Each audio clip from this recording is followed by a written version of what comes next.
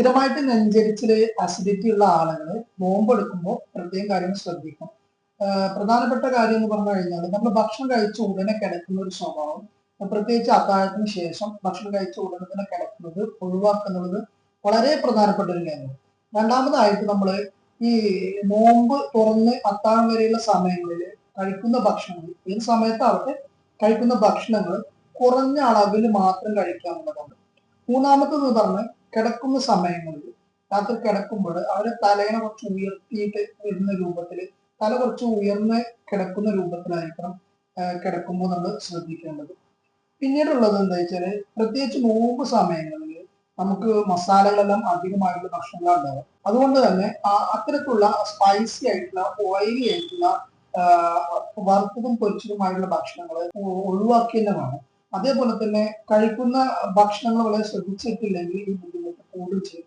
നമ്മൾ കുടിക്കുന്ന പാനീയങ്ങൾ, പദാർത്ഥങ്ങൾ നമ്മൾ ശ്രദ്ധിക്കണം. ഉദാഹരണത്തിന് കഫീനേറ്റഡ് ആയിട്ടുള്ള, അതായത് കോഫി, ടീ പോലെയുള്ള കഫീനേറ്റഡ് ആയിട്ടുള്ള ഡ്രിങ്ക്സ് നമ്മൾ ഈ സമയത്ത് ഒഴിവാക്കിയില്ലെങ്കിൽ നമ്മുടെ അസിഡിറ്റി അല്ലെങ്കിൽ നെഞ്ചരിച്ചിൽ ബുദ്ധിമുട്ട് ഏറ്റവും കൂടുതലാണ്. അതേപോലെ തന്നെയാണ് കാർബണേറ്റഡ് ആയിട്ടുള്ള ബേവറേജസ്, ഉദാഹരണമായിട്ട് നമ്മൾ സോഡ പോലുള്ള വസ്തുക്കൾ ഉപയോഗിക്കുന്നത് ഈ നോമ്പ് തുറക്കുന്ന സമയത്ത്. അതൊക്കെ നമ്മൾ നെഞ്ചരിച്ചുള്ള ആളുകൾ പ്രത്യേകം ശ്രദ്ധിച്ച് ഒഴിവാക്കി തന്നെയാണ്. നമുക്ക് വേണമെങ്കിൽ ഭക്ഷണത്തിൽ ചില ആൽക്കലൈൻ ഫുഡുകളൊക്കെ നമുക്ക് ഉൾപ്പെടുത്താൻ പറ്റും.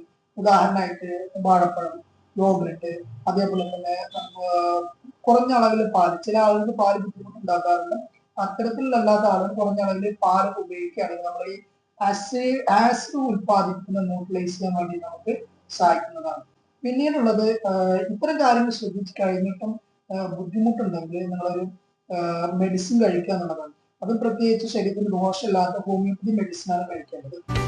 Royal homeo speciality centre, the final word in homeopathy, Kodassery, Pandikkad, Malappuram ജില്ല.